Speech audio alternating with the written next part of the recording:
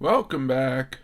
So I have just a few slabs that arrived in the mail lately.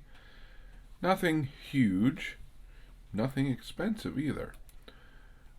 Although they weren't necessarily cheap. I'm not going to put the whole, $20 or under, $30 under, etc. tag on this video. They were still really good buys and very reasonable and affordable for probably most collectors. There are some duplicates, but there's also some new cards in here. So, without me babbling further on, let me go through what I was able to pick up. So, starting off, we have a 35 Gaudi 4-in-1, obviously with Hank Greenberg. And this was actually through a Facebook seller that I've purchased from before. And he generally gets top dollar for his cards. I will give him credit. These were actually very, very reasonable, probably at market or lower. So this first one is Greenberg on the front and Buddy Myers on the back. And then he had a second one. He just got these back from SGC. This one doesn't present quite as well as this one.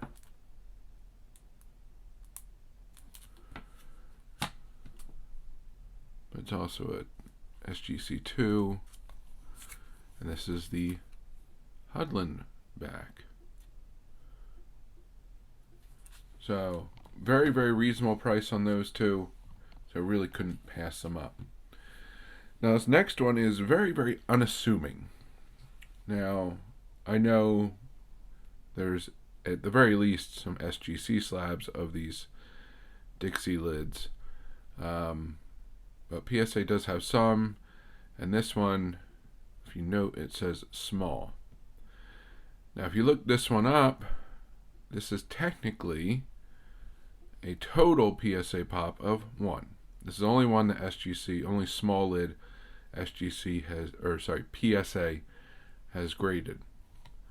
And it's a 1.5, but really the reason why I picked it up, so you have Kello Brothers, so Port Arthur, Fort William. I haven't seen this back previously.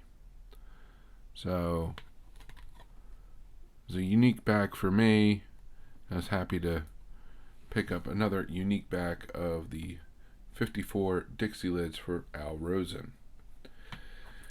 And finally, getting into some real pre-war stuff, 1931 W517. You've seen a few of these cards I picked up before. The last high grade one, which I would consider this high grade for that particular vintage, was a Jimmy Fox. This one is Charles Klein, or Chuck Klein, or Charlie Klein, whatever first name you want to use.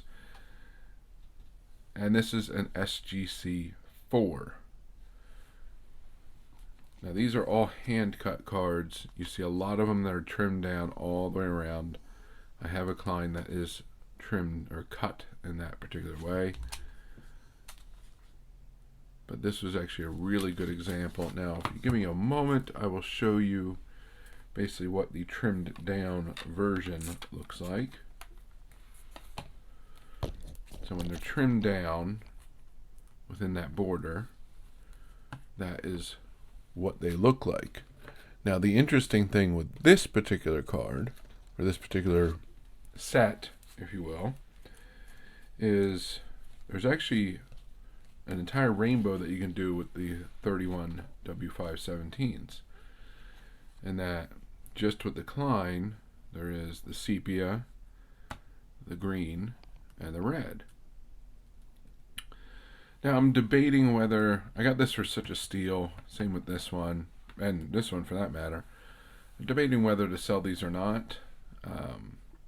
I may not, I'm not sure. This one definitely have to get slabbed. But these two are pretty much ready to go. But that gives you a good example of, this is what's going to actually grade numerically for this particular set. When they're trimmed within this border, it's a normal card size, but it's always going to be authentic. It's never going to grade higher than that. So, very, very interesting set for those of you that collect vintage but still want to have that, same experience that these youngins do with their rainbows. Then you can try for this set, which is the inexpensive alternative, or if you want to step it up, go with the batter up set, because they also have 4 variations of, I think, all the cards, if not all, then most.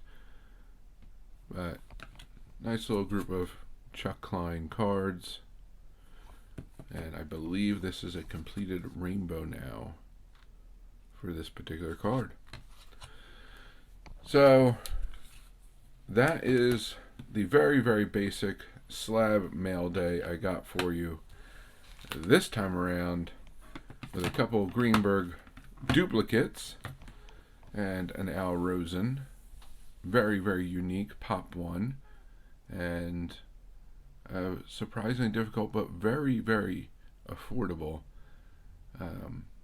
Chuck Klein. You could really consider that a rookie card.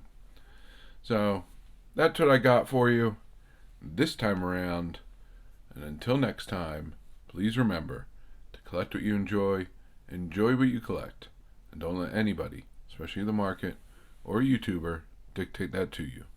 And most importantly, have fun, and have fun by being active in this community. So find your way of participating, whether it's making videos, watching and commenting, going to live streams, group chats, going to your LCS or local card show, or simply talking about the hobby with family and friends. The more you put into it, the more you'll get out of it. The more you'll learn, the more your PC will grow, the more people you'll meet, and the more fantastic friendships you'll form. So I thank you very much for joining me. Hope to see you again. Have a good one, and bye for now.